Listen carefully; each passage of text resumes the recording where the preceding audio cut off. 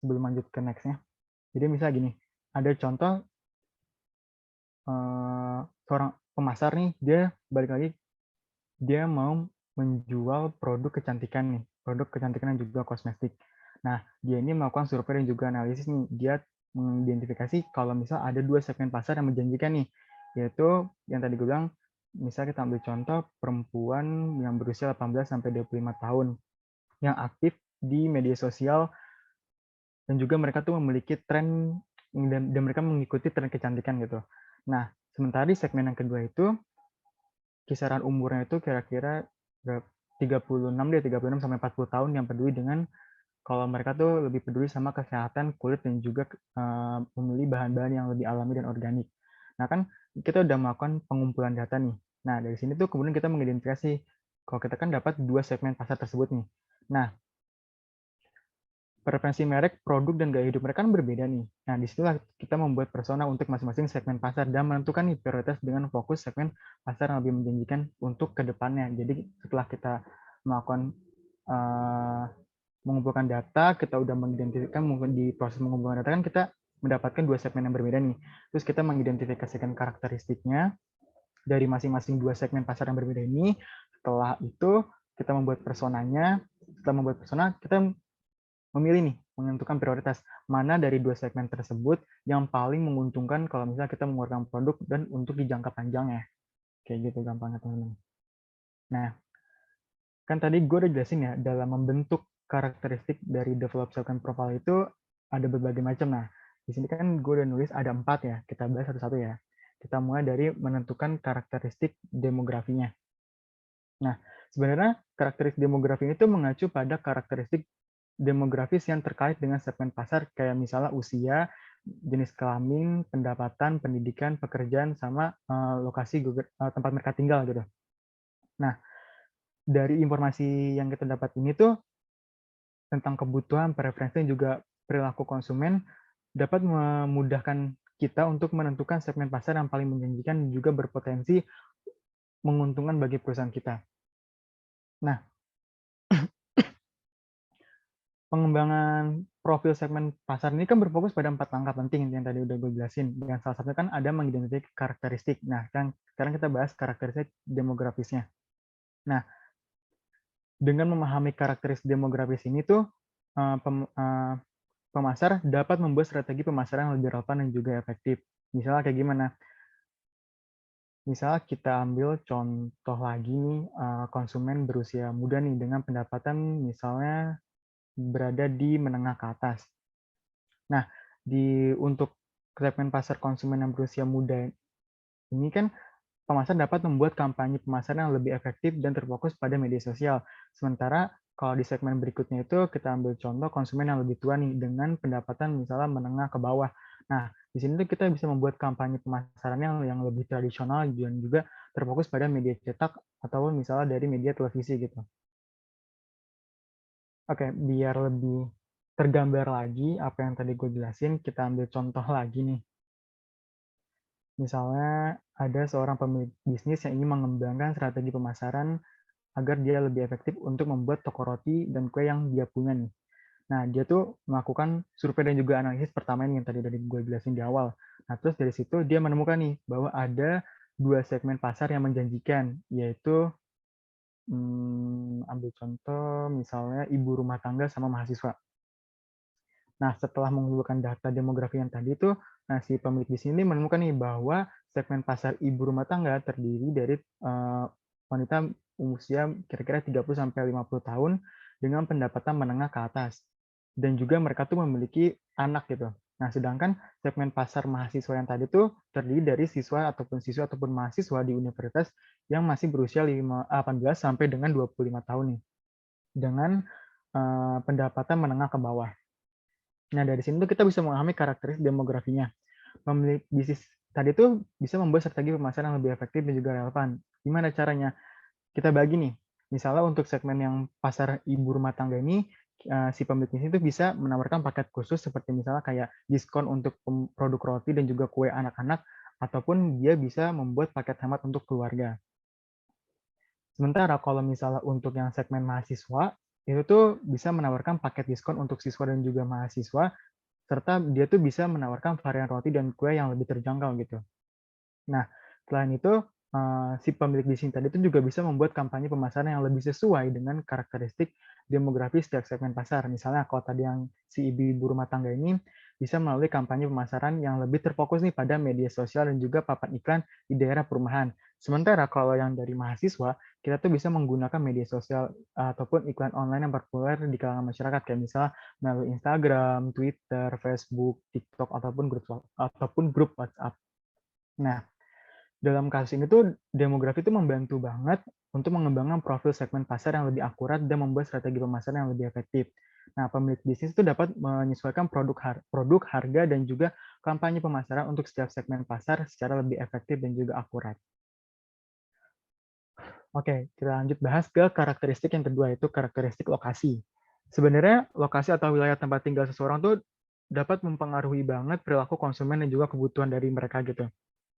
Nah, ada beberapa faktor yang harus dipertimbangkan dari faktor lokasi ini, kayak misalnya dari geografisnya, lingkungan, serta kebiasaan juga preferensi konsumen di wilayah tersebut.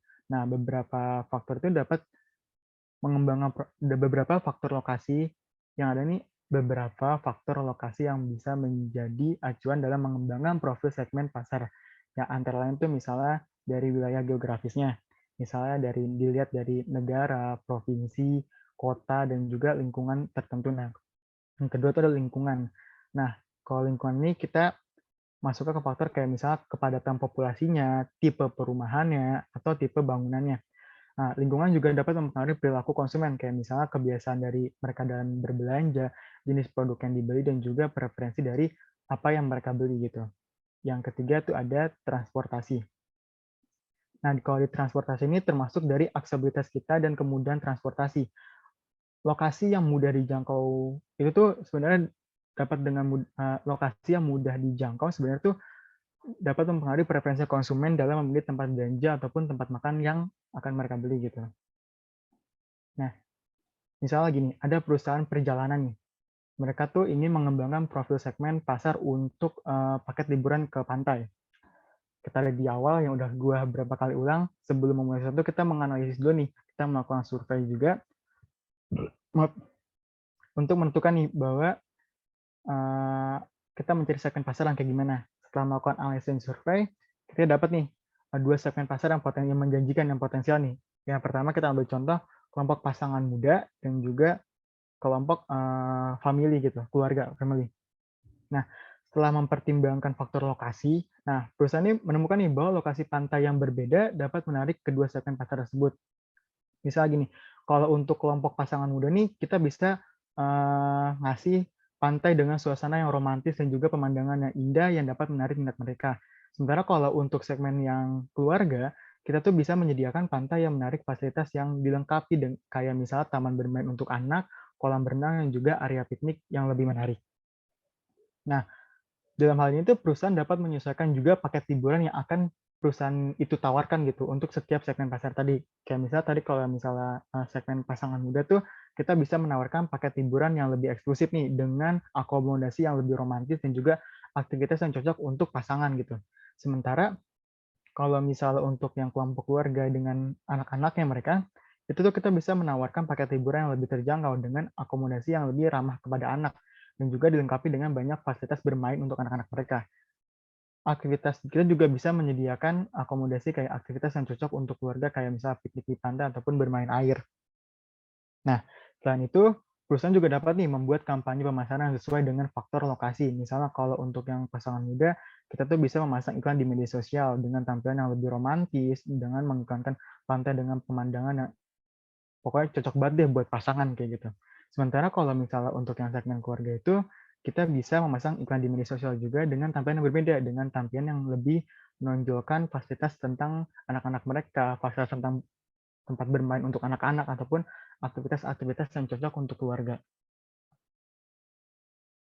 Nah, habis kita lanjut ke karakteristik berikutnya, yaitu karakteristik lifestyle information.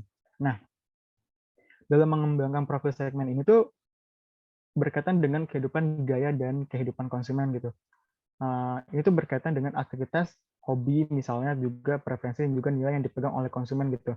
Nah, informasi tentang gaya hidup konsumen ini penting banget dalam mengembangkan strategi pemasaran yang tepat dan juga untuk setiap segmen pasarnya. Nah, dalam mengumpulkan informasi ini tuh, perusahaan ini dapat menggunakan berbagai metode yang tadi tuh, kayak misalnya survei, wawancara, pengamatan, dan juga analisis data. Nah, survei ini dapat dilakukan dengan cara kita tuh bisa mengirim kuesioner tentang aktivitas dan juga preferensi konsumen yang terkait dengan produk atau layanan yang pengen kita tawarkan. Kalau misal kita menggunakan teknik wawancara, kita dapat melakukan dengan mengajukan pertanyaan yang lebih detail nih kepada calon konsumen kita yang akan menggunakan produk atau layanan yang akan kita tawarkan. Nah, contoh informasi lifestyle yang dapat digunakan untuk mengembangkan profil segmen itu misalnya ada jenis pekerjaan dan juga aktivitas yang dilakukan, terus, ada hobi atau minat khusus kayak misal traveling, olahraga, ataupun art, terus bisa juga, yang ketiga tuh preferensi dari makanan, gaya fashion, ataupun merek yang digunakan. Terus ada juga misalnya dari nilai dan juga keyakinan mereka, atau kayak penghargaan mereka terhadap lingkungan dan juga kesadaran sosial mereka gitu. Nah, dengan informasi itu, kita tuh dapat menyesuaikan strategi pemasaran, desain produk, dan juga pengembangan layanan yang lebih tepat sasaran gitu untuk menarik konsumen yang akan kita tuju. Oke, gue kasih contoh deh untuk yang lifestyle. Nah, kita ambil contoh misalnya ada perusahaan kosmetik nih, dia tuh ingin memasarkan produk-produk ke segmen pasar yang lebih mudah dan juga lebih dinamis. Nah, setelah melakukan survei dan juga analisis data seperti yang di awal, eh, mereka mengetahui nih bahwa segmen pasar yang paling cocok adalah konsumen yang memiliki gaya hidup aktif nih, yaitu yang mereka tuh gemar melakukan kegiatan olahraga ataupun aktivitas yang ada di luar ruangan nih. Nah, serta mereka tuh mengikuti tren yang juga mode gaya hidup. Nah, dalam mengembangkan segmen profil ini tuh kita bisa mencatat nih bahwa segmen pasar ini cenderung memiliki preferensi dalam hal tampilan fisik gitu.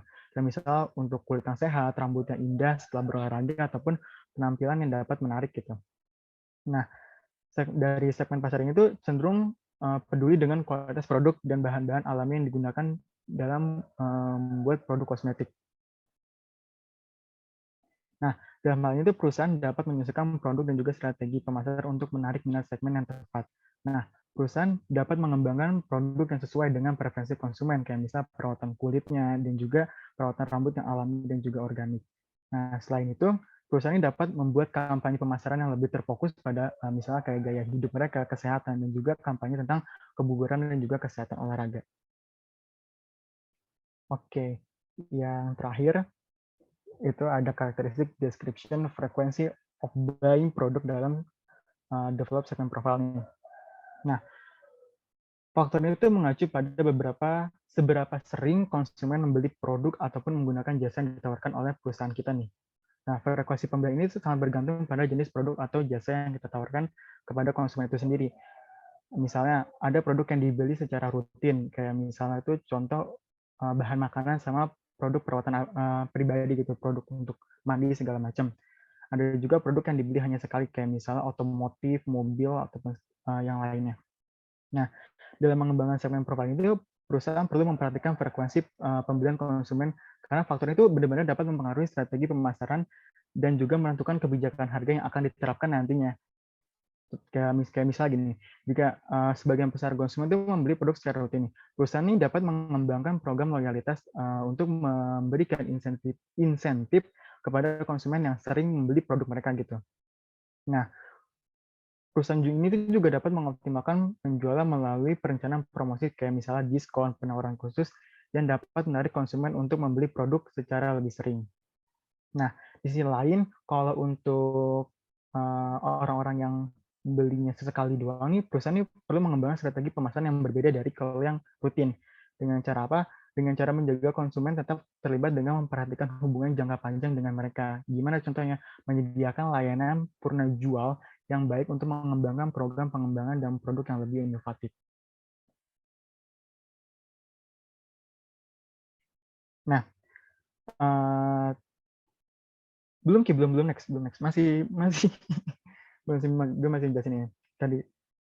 Oke, nah contohnya gini, kita ambil contoh balik lagi ke perusahaan kosmetik. Nah, perusahaan kosmetik ini tuh ingin mengembangkan segmen profil berdasarkan frekuensi of buying produk nih. Nah, mereka tuh harus mengidentifikasi segmen pasar yang paling cocok untuk produk mereka nih. Setelah mereka melakukan analisis transaksi dengan pelanggan mereka nih, nah mereka tuh menemukan bahwa ada beberapa segmen pasar yang berbeda berdasarkan frekuensi pembelian mereka. Salah satu contohnya tuh yang paling menonjol adalah konsumen yang membeli produk kosmetik secara teratur setiap bulannya nih. Nah, mereka yang beli secara teratur ini cenderung membeli dalam jumlah yang lebih besar dan lebih sering gitu dibandingkan dengan pasar lainnya. Nah, dari sini tuh perusahaan bisa menemukan nih bahwa segmen pasar ini lebih memilih produk-produk kosmetik yang berkualitas tinggi dan juga didukung dengan riset ilmiah yang kuat. Oke, next Ki.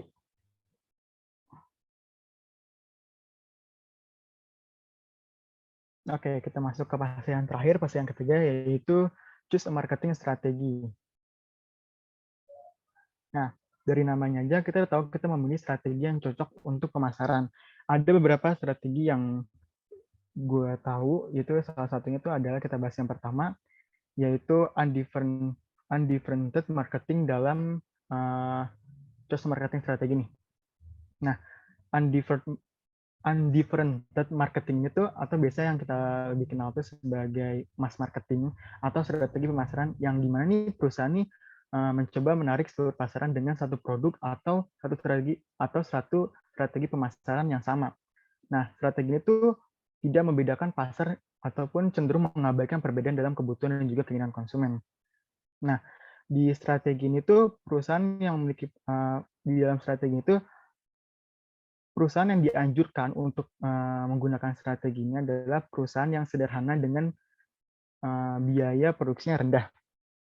Kayak contohnya perusahaan-perusahaan yang memproduksi kebutuhan dasar yang dibutuhkan oleh banyak orang, kayak misalnya sabun, garam, ataupun beras. Nah, dari strategi ini tuh ada keuntungannya nih. Keuntungan dari strategi undifferented marketing itu yang pertama tuh biaya produksinya dan biaya pemasarannya itu lebih rendah. Kenapa? Karena perusahaan ini tidak memerlukan banyak biaya untuk melakukan penelitian pasar dan mengembangkan produk mereka yang berbeda-beda untuk setiap segmen pasar, karena ya mereka cuma buat satu produk gitu.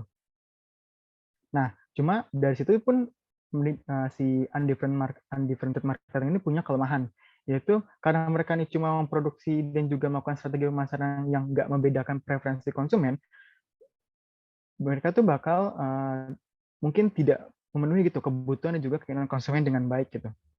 Nah, hal itu dapat menyebabkan kurangnya minat konsumen pada produk mereka gitu. Karena ya tidak ada nilai tambah gitu atau diferensiasi yang ditawarkan oleh produk mereka gitu. Nah, strategi ini juga dapat memicu persaingan yang ketat dengan pesaing yang mungkin memiliki produk yang lebih baik dari produk yang mereka tawarkan dan yang lebih sesuai juga dengan kebutuhan pasar yang beda-beda. Nah, contoh kasus dari undifferented marketing ini kayak misalnya ada perusahaan yang produksi sabun batangan nih. Nah, perusahaan ini kan mengadopsi strategi undifferented marketing. Nah, karena produk yang dasar itu cuma merupakan kebutuhan dasar yang dibutuhkan oleh hampir semua orang, perusahaan ini memproduksi sabun batang dengan merek yang misalnya merek yang terkenal gitu, kuat. Terus mereka didukung dengan kampanye iklan dengan menggunakan artis-artis terkenal gitu, yang ada di media massa yang dapat mencakup banyak pasar gitu.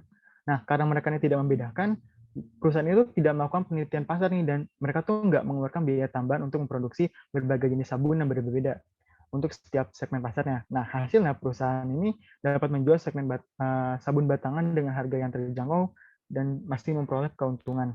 Tapi, meskipun tadi yang udah gue jelasin, mereka tuh menyediakan produk yang lebih terjangkau, banyak konsumen yang mungkin nggak puas gitu dengan produk mereka gitu, karena produk mereka tuh nggak memenuhi kebutuhan juga keinginan beberapa konsumen secara spesifik gitu. Kayak misalnya kayak ada beberapa konsumen yang mungkin lebih memilih untuk membeli produk sabun yang sesuai dengan kebutuhan preferensi mereka, kayak misalnya jenis kulit mereka kan kering, jadi mereka butuh sabun yang untuk mengatasi jenis kulit mereka yang kering gitu.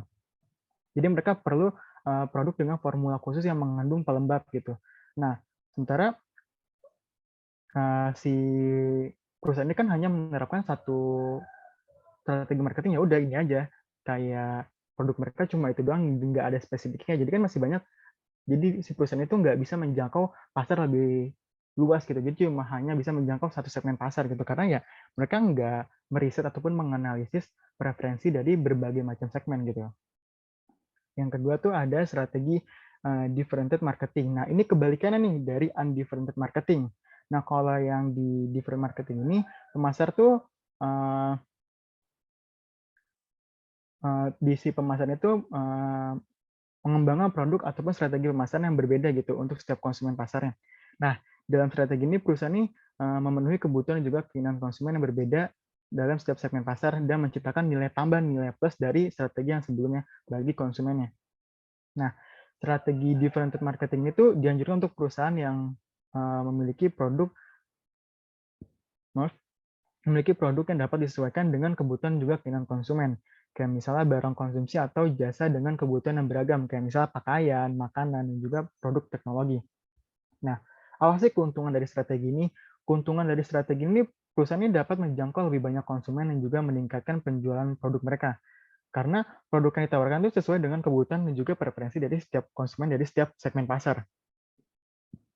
Nah, dari sini tuh strategi ini juga dapat nih membuat kesadaran akan merek dan juga citra merek dari setiap segmen pasarnya.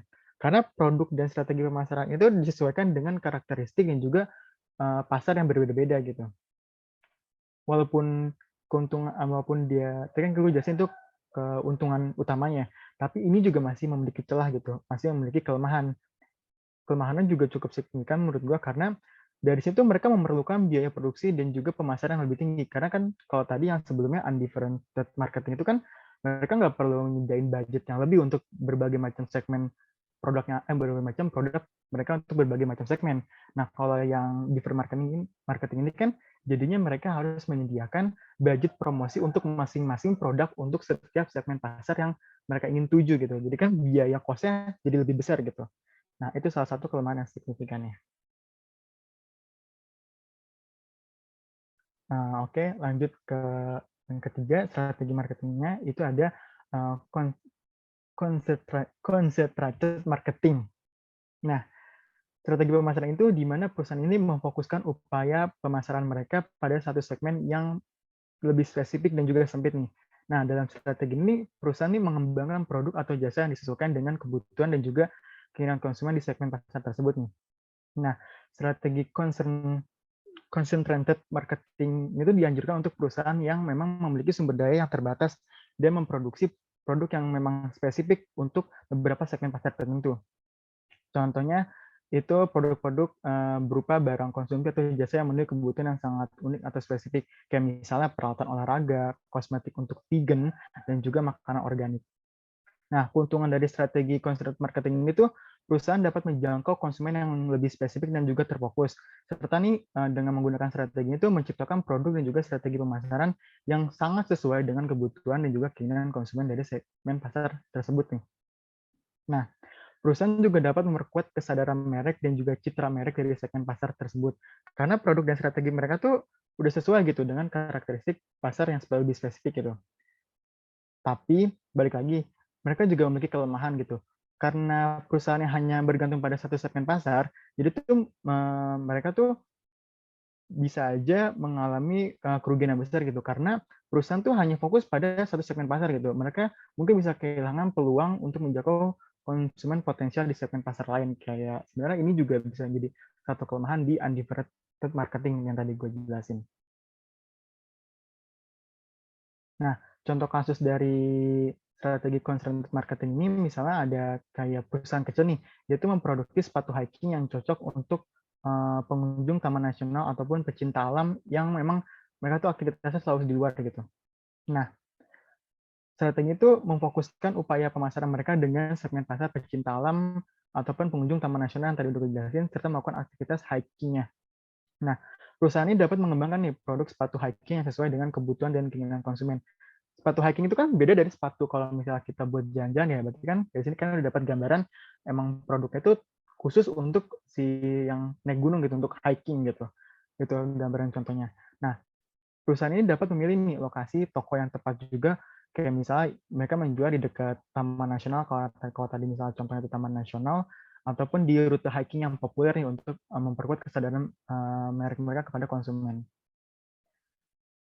Oke, ya, berikutnya kita bahas yang terakhir itu ada customized marketing. Nah, customized marketing ini sebenarnya adalah strategi pemasaran yang menekankan pada penggunaan data dan juga teknologi untuk kayak membuat produk dan juga komunikasi pemasaran yang sesuai nih dengan kebutuhan juga preferensi dari konsumennya. Nah, strategi ini perusahaan itu menggunakan teknologi untuk mengumpulkan data dan juga mengumpulkan data tentang perilaku konsumen dengan menggunakan data untuk menghasilkan produk dan juga pesan pemasaran yang unik untuk setiap konsumennya. Nah, untuk meningkatkan kepuasan konsumen dan juga menghasilkan retensi pelanggan yang lebih baik nih, mereka tuh biasanya dengan cara mengirim pesan yang sesuai dengan kebutuhan juga preferensi konsumen. Misalnya perusahaan dapat membuat konsumen merasa lebih dihargai dengan cara tersebut dan juga perusahaan dapat lebih terhubung nih dengan mereknya. Nah, selain itu strategi ini juga dapat membantu perusahaan untuk meningkatkan efektivitas pemasaran nih dengan cara apa? Dengan mengirim pesan yang lebih relevan dan juga personal yang dapat meningkatkan peluang konversi dan juga memperkuat loyalitas pelanggan. Nah, di customized marketing ini juga memiliki beberapa resiko dan juga tantangan nih. Misalnya salah satu tantangannya itu bagaimana perusahaan itu harus bisa menjaga masalah privasi dan juga keamanan data dari konsumen itu sendiri. Karena perusahaannya harus memastikan nih bahwa data konsumennya itu harus aman dan juga dilindungi gitu. Nah, selain itu strategi ini juga memerlukan investasi yang signifikan dengan teknologi, sumber daya untuk mengumpulkan dan menganalisis serta mengolah data konsumen.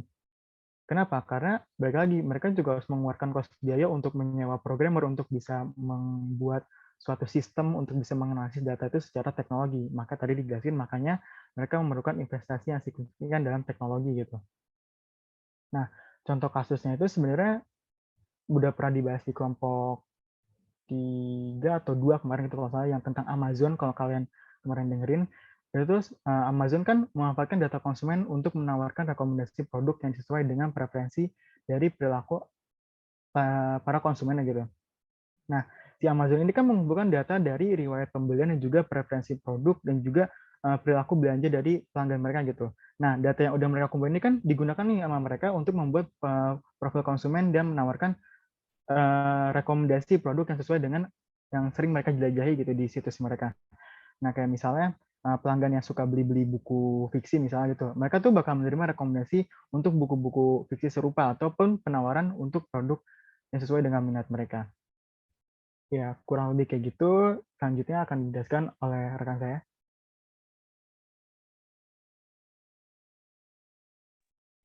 Baik, terima kasih untuk kesempatannya. Kali ini saya akan menjelaskan tentang recognize how marketers develop and implement a positioning. Jadi, seperti yang diketahui bahwa positioning adalah pengembangan strategi pemasaran untuk mempengaruhi cara pengimplementasian tertentu terkait posisi segmen pasar dalam mempersepsikan barang atau jasa sebagai perbandingan dengan kompetitor, di mana kita tuh dapat lebih unggul mempertemukan segala macam permintaan yang diminta oleh konsumen. Nah, singkatnya atau, bahasa mudahnya, positioning itu adalah kita mempertemukan permintaan serta kebutuhan, setiap konsumen yang, menjadi target pasar kita terhadap, penawaran yang dapat kita berikan nantinya. Untuk memposisikan suatu brand, kita sebagai pemasar harus memahami kriteria yang digunakan target konsumen. Kemudian kita dapat mengevaluasi produk pesaing dan meyakinkan mereka bahwa produk, layanan, atau organisasi kita akan memenuhi kebutuhan mereka. Selain itu, organisasi harus membuat rencana untuk mengkomunikasikan posisi ke dalam target pasar. Jadi, komunikasi seorang marketer itu sangat penting dibutuhkan untuk positioning, strategi ini. Boleh di-next? Oke, gampangnya untuk implementasi dari positioning ini kita bisa ambil contoh dari mobil Innova sebagai mobil keluarga. Nah, Toyota Kijang ini tuh pasti muncul di benak kita pertama kali kalau misalnya kita pengen beli mobil yang baru maupun second. Apa sih sebenarnya kehebatan Toyota Kijang dibandingkan dengan mobil sejenis lainnya, yang bahkan kemungkinan harganya tuh jauh lebih murah loh daripada mobil Innova? Nah, orang membeli Toyota Kijang karena kekuatan brand image-nya tuh yang sangat besar sekali di pasar. Toyota Kijang memberikan banyak jaminan kepada pembelinya, antara lain keamanan, kenyamanan, kemudahan spare part, dan harga jual kembali yang tinggi. Dan ini tuh nggak jarang banget ya mobil-mobil bisa dijual dengan harga yang tinggi kembali. Terus, tetapi selain itu ada jaminan dalam bentuk lain yang nggak kalah penting loh dari Toyota Kijang. Dia itu mampu memenuhi tuntutan emosional konsumen sebagai kendaraan keluarga yang dapat meningkatkan harga diri dan status sosial. Kemudian merek ini menjadi pembeda suatu produk dengan produk sejenis lainnya. Dalam persaingan ketat, produk diwakili oleh merek. Mereklah yang secara real berhubungan dengan konsumen. Oleh sebab itu, pemasar perlu menancapkan citra atau image yang baik tentang merek atau brandnya di benak konsumen. Melalui brand image yang baik, timbul nilai emosional pada diri konsumen, yaitu suatu perasaan positif pada saat membeli atau menggunakan produk. Sebaliknya, jika kita memberikan citra yang buruk, maka konsumen, kecil kemungkinan akan membeli produk kita. Jadi positioning ini penting banget buat kita bisa menentukan posisi, harus, eee, menawarkan produk kita itu sesuai dengan kebutuhan serta keinginan konsumen. Tetapi tidak, menutup kemungkinan juga bahwa kita itu harus melihat kapasitas, diri atau produk kita juga, guys. Oke, kita boleh lanjut aja? Nah, dari positioning ini ada 3 step, dan step yang pertama itu namanya analyze competitor position, di mana tahap pertama ini menganalisis posisi pesaing di pasar. Dan ini tuh penting banget, karena strategi positioning yang efektif itu, pemasar harus bisa memahami benar-benar kondisi pasar saat ini. Produk apa sih yang kompetitor keluarkan, dan bagaimana target pasar menilai produk mereka. Jadi kita harus bisa benar-benar tahu kekurangan, kelebihan, maupun produk yang dikeluarkan oleh kompetitor kita tuh seperti apa sih, guys. Terus habis itu, selain pesaing langsung, kita tuh juga punya loh pesaing yang produknya sama dengan kita. Perlu dilihat juga ada barang atau pelayanan lain yang memberikan manfaat yang serupa. Nah, ini tuh bahaya banget karena, eee, kadang yang berbeda tetapi serupa tuh, little bit tricky nggak sih? Terus habis itu ada terkadang persaingan tidak langsung itu bisa lebih penting loh daripada persaingan langsung. Makanya jika menyangkut pada tren yang ada di sekeliling konsumen. Boleh kita contoh selanjutnya, next. Nah, ini contoh dari, kita menganalisis competitor position dari, eee, produk yang, sebenarnya berbeda tapi serupa. Jadi ini tuh ada, taksi online dan taksi offline. Pasti kalian tahu, merek ini pernah kalian pakai juga kan pasti. Nah, sebenarnya ini tuh, sama-sama, angkutan umum yang bergerak di bidang yang sama, tetapi cara penggunaannya tuh berbeda. Ada yang, secara online maupun secara offline.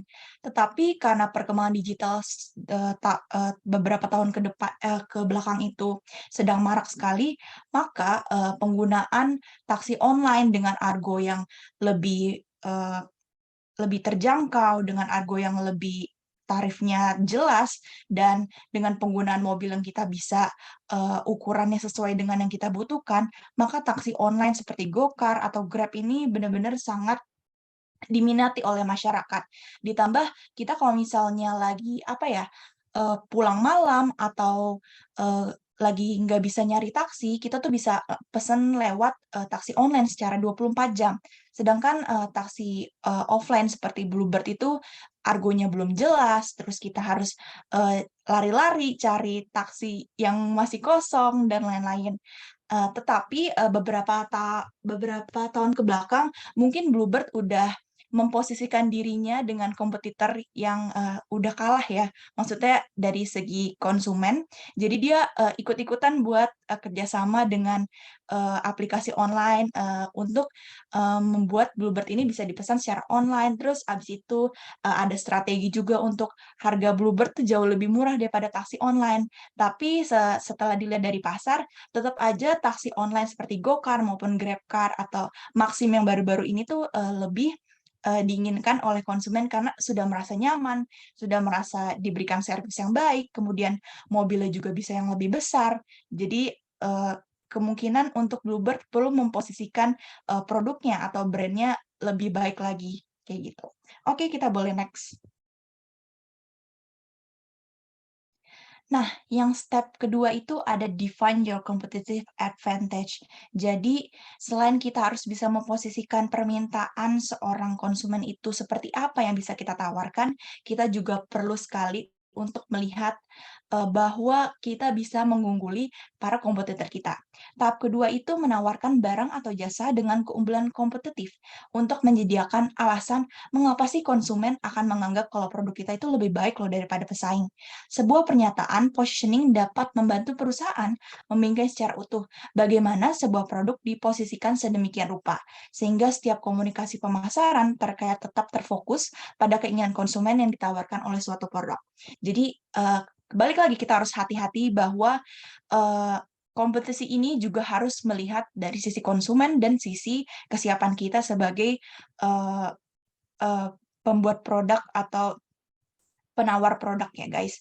Terus pernyataan pemosisian biasanya termasuk segmen yang menjadi target produk. Klaim terpenting untuk dikaitkan dengan produk untuk segmen yang ditargetkan, dan yang paling penting menjadi bukti penting mendukung klaim yang dibuat adalah produk dari perusahaan itu sendiri. Jadi kita nggak bisa asal klaim, tapi kita harus membuktikan juga kepada konsumen bahwa produk kita yang kita unggulin ini tuh benar-benar terbukti secara pasti, seperti itu. Boleh kita next. Oke, nih, sebelumnya saya kasih contoh example positioning statement dari Tesla. Siapa sih yang nggak tahu Tesla? Nah, Tesla ini bilang kalau, "For customers who want climate-aware automobiles," kalau customers who want climate-aware automobiles itu, merupakan target market mereka, di mana orang-orang tuh yang peduli lingkungan, nggak mau merusak lingkungan tuh, dijadiin target, pasar buat mereka di dalam suatu produk Tesla ini. Dan Tesla is a hybrid automobile company. Tesla itu merupakan produknya, jadi kita harus menekankan kalau, produk kita ini hybrid automobile company atau kategori dalam suatu produk tersebut that offers a guilt-free trip every time. Nah, poin di sini yang membedakan dengan, produk-produk lain adalah dia ngasih tahu kalau misalnya kita tuh bisa perjalanan kemana aja, nge-trip ke aja, tanpa kita ngerasa bersalah loh kalau misalnya kita bisa merusak lingkungan dengan polusi atau dengan emisi karbon dan lain-lain. Terus selanjutnya ada, "So customers can make a small impact on the world." Jadi tuh, end benefit ya, dia ngajak kita buat kayak, "Wah, kalian tuh kalau misalnya beli Tesla bakal ngebantu loh buat ngasih impact yang baik buat dunia, ngasih impact yang baik buat lingkungan." Seperti itu. Because Tesla has shown extreme innovations and willingness to make a difference. Jadi selain kita ngasih, apa ya, bualan-bualan untuk customer, kita juga harus ngasih reasons yang make sense buat di-believe sama, customer, seperti itu. Dan, seperti yang kalian ketahui bahwa, example positioning ini harus disesuaikan sama, negara masing-masing. Kayak misalnya, Tesla kan mobil listrik ya, buat emisi karbon, buat mencegah terjadinya emisi karbon dan, eee, apa, iniin lingkungan kan ya. Nah, tapi kalau misalnya di Indonesia untuk mobil listrik tuh kita juga harus consider juga, karena ya kalau misalnya di negara-negara maju itu kan, sumber daya listriknya itu dari energi terbarukan yang bersih ya. Nah, sedangkan kalau di Indonesia energi terbarukan buat listriknya itu masih, dari batu bara. Sedangkan batu bara itu, sama aja kayak kita pakai bensin nggak sih? Jadinya kalau pakai bensin, atau batu bara, sama aja kita tuh cuman mindahin, subjek, kita dari listrik ke bensin dari bensin ke listrik maksudnya. Jadi sebenarnya untuk, listrik ini, mobil listrik ini harus, lebih dikaji ulang ya buat di Indonesia, dan juga selain harganya mahal, eee, di Indonesia kan juga belum merata ya perekonomiannya. Jadi mungkin mobil Tesla ini, perlu, memposisikan dirinya kalau misalnya pengen dijual di Indonesia, seperti itu. Boleh lanjut. Oke, yang terakhir nih ada step 3, finalize the marketing mix. Marketing mix ini adalah unsur bauran pemasaran yang harus cocok nih dengan segmen yang kita pilih.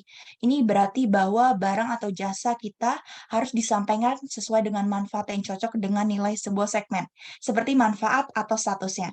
Selain itu harus ditambahkan juga nilai pemenuhan kebutuhan konsumen seperti apa sih yang dibutuhkan.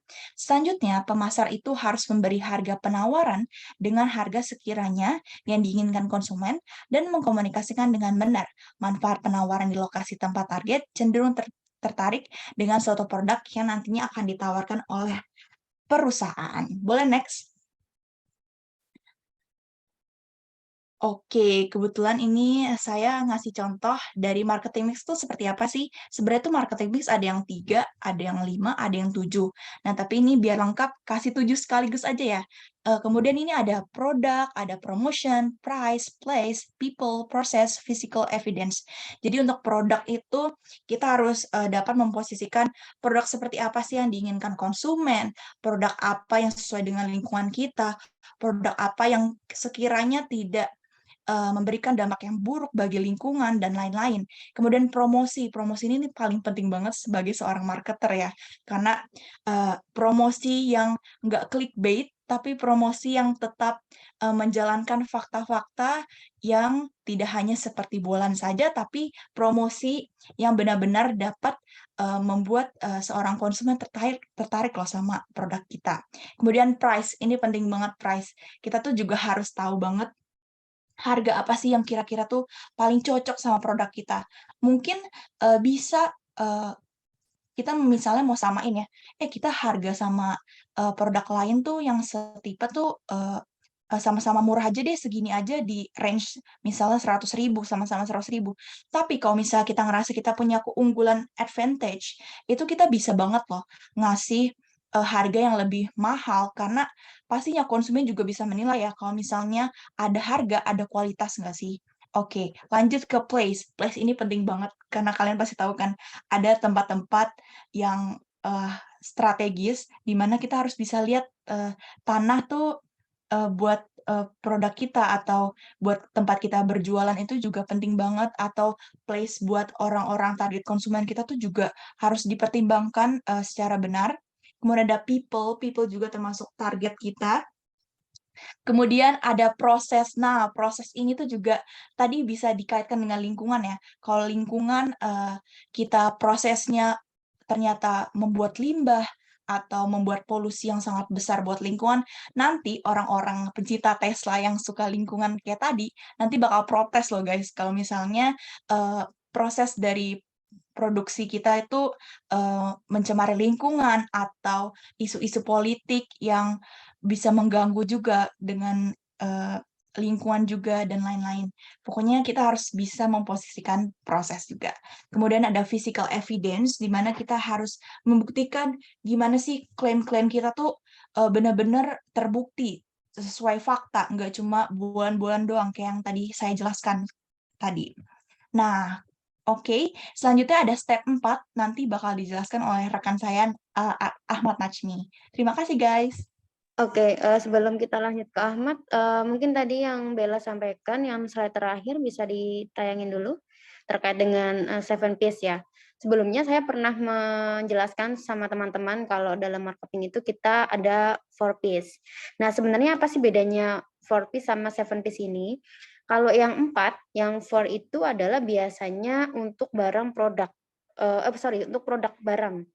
Tapi kalau yang untuk 7, yang 7 ini untuk produk, jasa, ya. Jadi kalau kita ngomongin produk dalam pemasaran itu produk ada 2 macam, ada produk jasa, ada produk barang. Kalau produk barang tentunya dia tangible ya, dia kelihatan. Kayak Tesla dia tadi masuknya, 4 piece, karena dia barang. Tapi kalau misalnya, taksi, billboard gitu ya, dia jasa, walaupun dia ada physically, mobil di situ, tetapi dia masuk ke dalam jasa, sehingga dalam analisa pemasaran, bauran pemasarannya dia nanti masuk 7 piece. Nah, untuk di dalam pemasaran, basic ini, di manajemen pemasaran ini, kita baru belajar memang yang 4 piece, karena kita konsentrasi sama produk barang aja, tapi nggak masalah kalaupun di sini Bella menyampaikan ada 7 piece, tapi yang harus digarisbawahi adalah 7 piece ini biasanya hanya untuk analisanya produk barang, produk jasa ya, jadi bukan barang.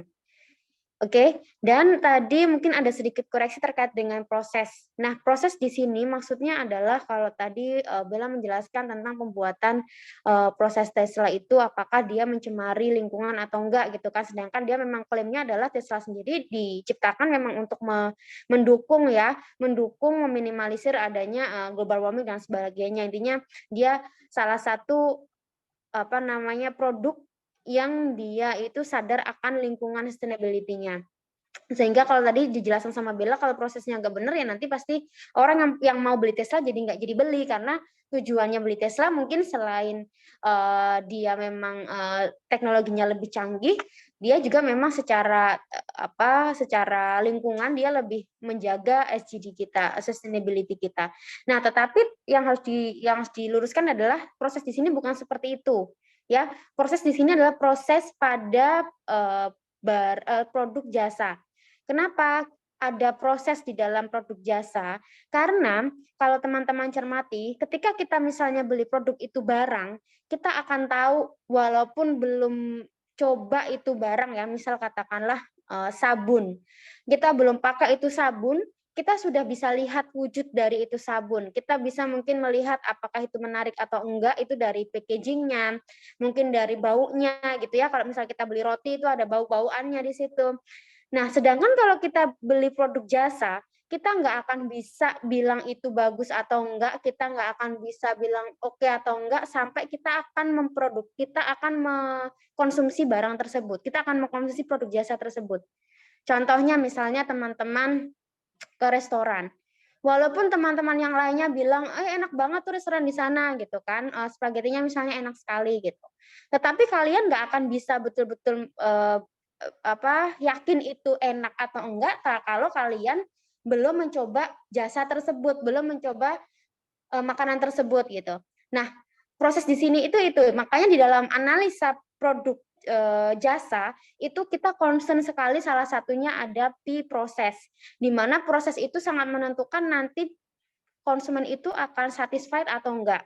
Jadi misalnya dari dia masuk ke dalam restoran tersebut, misal bau-bauan yang akan dia terima, kemudian misalnya mungkin di situ apa sih yang mendorong buat orang itu akhirnya mau pesen di situ, misalnya dari musiknya, dari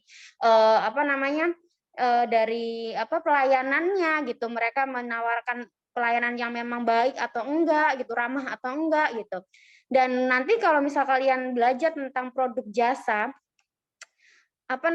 kita nanti ada semacam leveling jasa gitu. Jadi ada yang benar-benar jasa itu masih mungkinlah kita bisa rasakan gitu ya saat kita belum mencobanya. Misalnya kayak kita ke restoran tadi kan kita bisa lihat sebenarnya wujud dari spagettinya gitu ya, walaupun kita belum makan spaghetti tersebut. Tapi kalau misalnya teman-teman ke dokter, ke bengkel, itu benar-benar abstrak kan.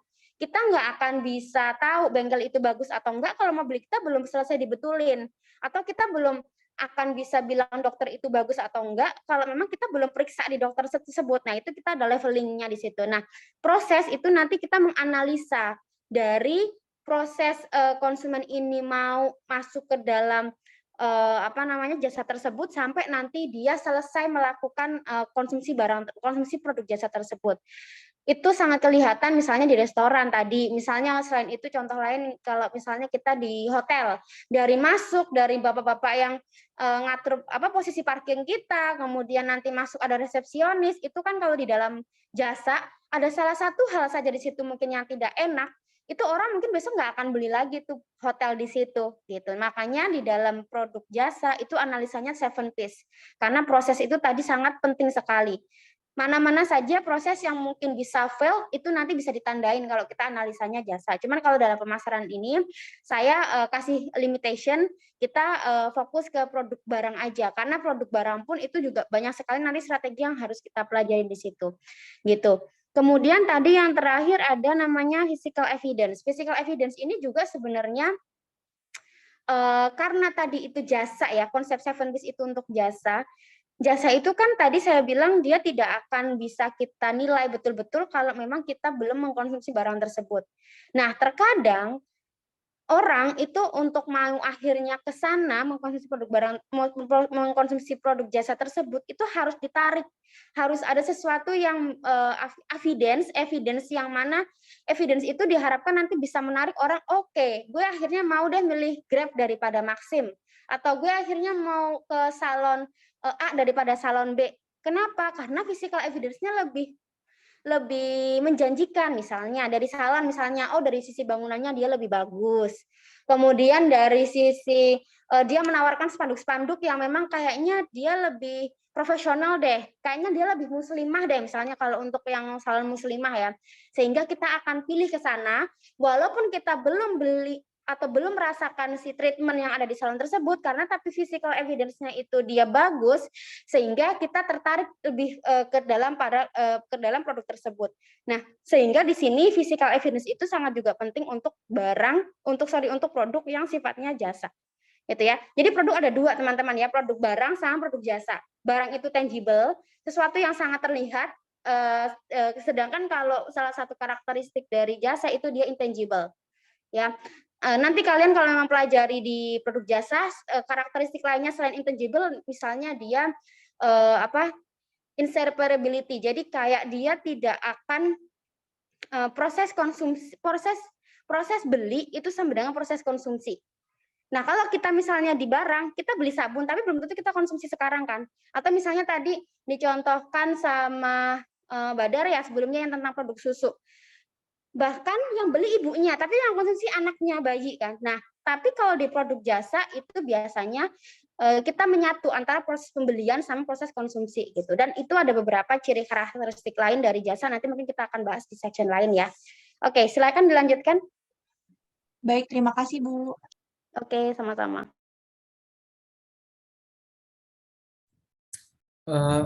Oke, apakah suara saya terdengar jelas? Oke, sebelumnya terima kasih kepada teman-teman yang sudah memberikan saya kesempatan untuk menjelaskan materi step keempat ini. Oke, jadi step keempat, evaluate responses and modify as needed, atau bisa dibilang repositioning. Jadi perubahan itu perubahan ya. Jadi perubahan itu adalah suatu keniscayaan, teman-teman. Di mana ketika produk itu ditempatkan dalam suatu segmen pasar tertentu, faktornya banyak sekali dalam menentukan apakah itu akan diterima dengan baik oleh masyarakat.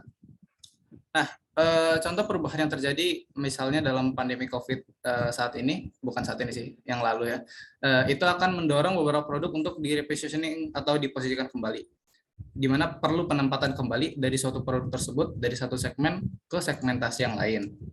Nah, di dalam repositioning ini, kalau di dalam poin pertama itu lumayan panjang ya, tapi saya akan di pikiran saya sudah meringkas kembali, dijadikan 3 poin, di mana yang pertama ada situation analysis, kemudian audience analysis, dan juga marketplace analysis. Oke, dengan ketiga analis itu, maka perusahaan akan bisa memilih segmentasi pasar mana yang akan di repositioning atau di-improve atau diubah. Oke. Namun singkatnya, repositioning itu adalah memposisikan ulang merek atau produk agar target konsumen bisa tertarik lagi dengan apa-apa yang ditawarkan oleh merek. Bahasa sederhananya, mengubah citra atau kondisi dari merek atau produk. Nah, contohnya yang pertama itu bisa dilihat dari samping kanan ya, itu ada produk Samsung, banyak banget yang pakai Samsung ya. Akan tetapi pada saat itu sebenarnya Samsung itu dikenal sebagai asosiasi dari produk buatan Korea Selatan dan konservatif. Saat ini mereka masih menggunakan nama Samsung. Akan tetapi setelah melalui proses brand repositioning yang menyeluruh, citra brandnya berubah di mana kini Samsung lebih dikenal sebagai brand global yang inovatif dan modern. Nah, gimana? Jadi repositioning ini materi yang nggak kalah penting ya.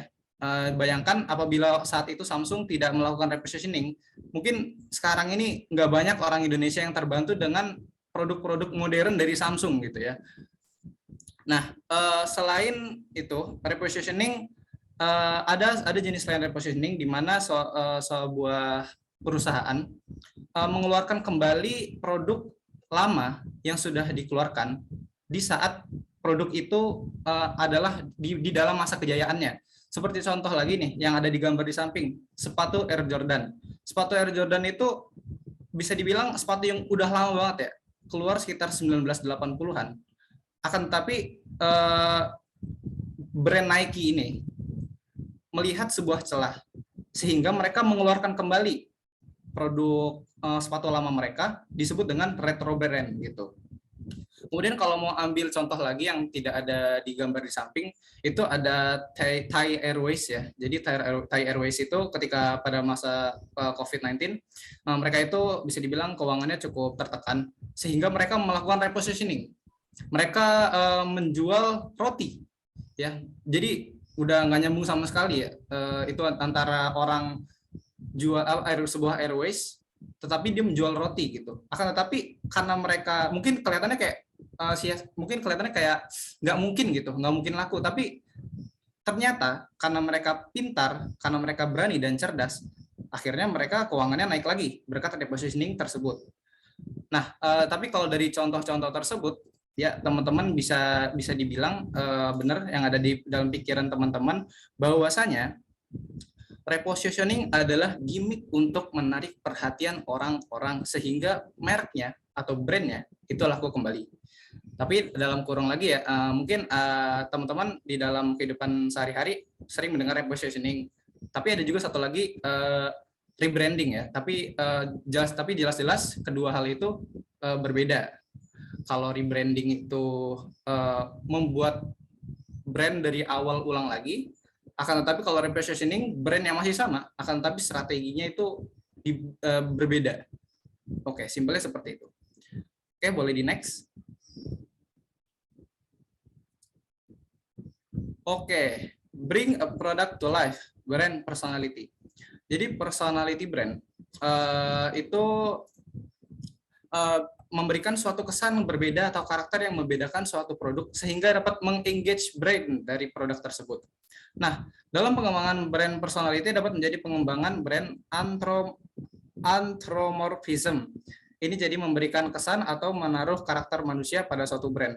Nah, brand personality ini penting banget ya, di mana brand personality ini bisa bentukannya yang tadi antara memberikan kesan atau menaruh karakter manusia pada suatu brand, itu bisa berbentuk kayak misalnya contohnya kayak McD. Kalau sekali orang ngomong McD, itu pasti yang kepikiran tuh kayak mainan di mana dia punya Happy Meal, atau kalau seandainya anak-anak bakal mikir kayak gitu. Terus kalau seandainya orang ngomong McD, anak-anak muda bakal kepikirannya tentang logonya, atau zaman dulu tuh badut McD-nya. Jadi posisi brand personality ini kesan berbeda atau karakter gitu yang bikin nyantol di pikiran orang. Itu yang bikin jadi orang-orang tuh tertarik buat beli gitu. Kayak atau enggak kayak misalnya bentukannya kayak slogan-slogan, itu juga termasuk ke dalam brand personality. Kalau seandainya kalau orang dengar kata-kata Aqua, pasti orang kepikirannya kayak air mineral gitu ya, air mineral yang ada slogannya itu. Kemudian kemudian ada contoh yang lain, ada kalau dari brand Apple, ya kita ngomong iPhone, iPhone pasti langsung orang kepikirannya tuh logonya ini gitu. Gimana si iPhone ini produk iPhone ini orang tuh langsung kepikiran gitu.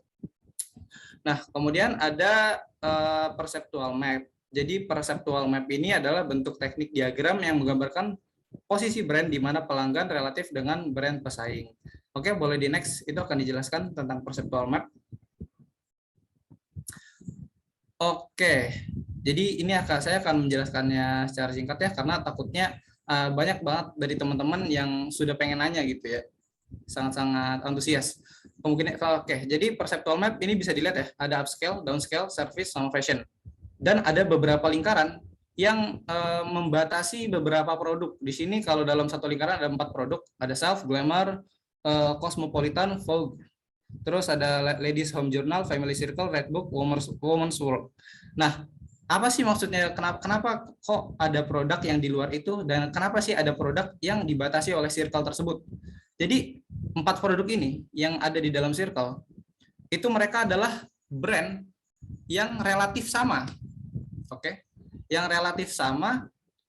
Kemudian ada orang-orang atau ada brand-brand di luar dari circle tersebut yang sangat-sangat berani, yang sangat-sangat kreatif, yang sangat-sangat inovatif untuk melihat celah gitu ya. Celah di mana mereka bisa melakukan suatu inovasi atau sebuah gebrakan untuk berkompetisi. Jadi sebagai contoh, jadi ada kedai gitu ya. Oke, kita relatif kedai itu pasti orang mikirnya kayak jual kopi gitu kan ya. Orang jual kopi, jual mie instan. Tapi itu kedai udah banyak yang kayak gitu. Tapi ada satu kedai yang jual sop ayam. Ya, sop ayam yang terkenal. Sop ayam itu pada orang zaman dulu itu adalah menu pengantin gitu. Jadi yang lain pada jualan kopi, tapi mereka jualan sop ayam gitu. Nah, dengan perbedaan mereka itu, maka banyak orang-orang tua, banyak orang-orang yang tertarik gitu. Seperti ingin merasakan apa sih rasanya menu manten yang zaman dulu gitu. Karena kafe-kafe yang pada umumnya mungkin kayak terlalu banyak yang udah jual kopi dan lain-lainnya. Nah, oke. Nah, apabila mereka berhasil, kira-kira mereka itu bisa menciptakan segmentasi baru yang akan menciptakan suatu terobosan ya bagi bisnis-bisnis lainnya. Oke. Mungkin segitu saja dari saya.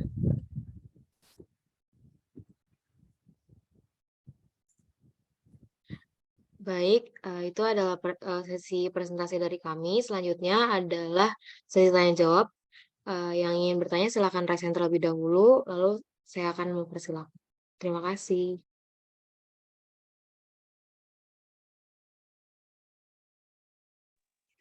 Silakan, ada yang mau bertanya? Oh, udah ada tuh. Ada 3, 4. Oke. Banyak banget ya. Gini, teman-teman, karena hari ini juga saya nanti ada ngajar lagi, jadi kita batasin untuk via Zoom-nya, nanti sisanya kita lewat Teams aja ya, jadi teman-teman yang tanya tetap bisa terekam keaktifannya, gitu ya. Jadi mungkin ini untuk kelompok ya sekarang yang live tanya, mungkin kita batasin 4 penanya aja cukup kali ya. Oke, nah nanti sisanya teman-teman bisa diskusi via Teams. Jadi tetap bisa terekam pertanyaan-pertanyaan teman-teman. Oke, silahkan dilanjutkan.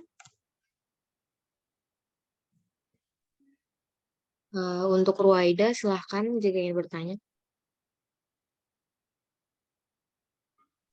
Iya, perkenalkan nama saya Ruwaida, izin bertanya. Bagaimana caranya kita meningkatkan value dari usaha kita, serta gimana cara kita bisa mempertahankannya? Sekian.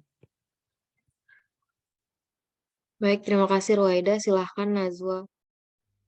Perkenalkan, nama saya Nazwa Oktaviani. Di sini saya dari kelompok 1, izin bertanya. Menurut kalian, apa tujuan seorang marketer menciptakan brand personality dalam proses target marketing mereka?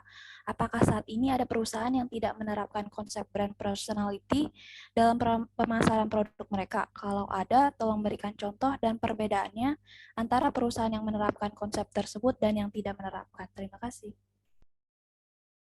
Baik, terima kasih Nazwa. Silahkan Muhammad Yoga. Baik, terima kasih atas kesempatannya. Sebelumnya perkenalkan saya Yoga. Saya ingin bertanya terkait dengan pemaparan materi yang tadi, yaitu di poin step 2, yaitu define your competitive advantage. Tadi kan dijelaskan bahwa salah satu hal yang bisa dilakukan oleh perusahaan itu adalah dengan melakukan sebuah pernyataan positioning.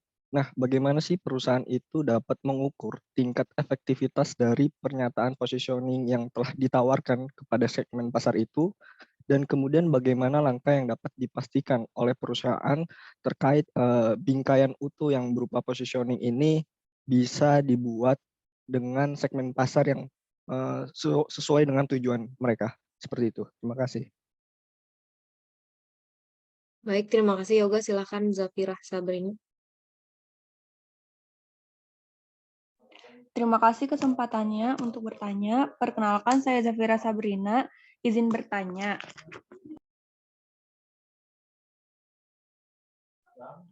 Dari penjelasan yang sudah dipaparkan tadi, kesimpulannya apa saja hal yang perlu diperhatikan saat memutuskan akan memasukkan produk kita ke suatu segmentasi pasar tertentu, dan bagaimana caranya untuk memastikan bahwa produk kita telah diterima oleh segmentasi pasar tersebut. Terima kasih. Terima kasih. Silahkan Azahra.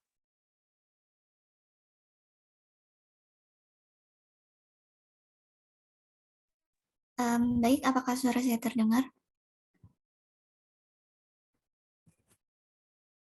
Terdengar jelas. Baik, jadi tadi kan Perkenalkan, nama saya Azara Putri Derbuni. Tadi kan sudah dijelaskan ya bahwa fase ketiga dari targeting itu adalah memilih strategi marketing. Nah, lalu apa saja sih kira-kira faktor yang mempengaruhi perusahaan nih dalam menentukan strategi pemasaran yang paling tepat dan efisien dan efektif? Terima kasih. Terima kasih Azara untuk pertanyaannya. Untuk sisanya akan dilanjut di MS Teams. Untuk Ibu Dewi dan teman-teman, izinkan kami untuk berdiskusi terlebih dahulu. Terima kasih.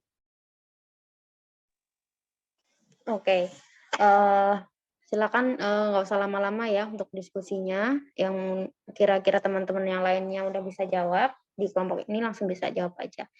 Sembari nunggu, di tahapan pertemuan kali ini tentang STP itu satu hal yang jadi dasar yang sangat penting sekali ya teman-teman.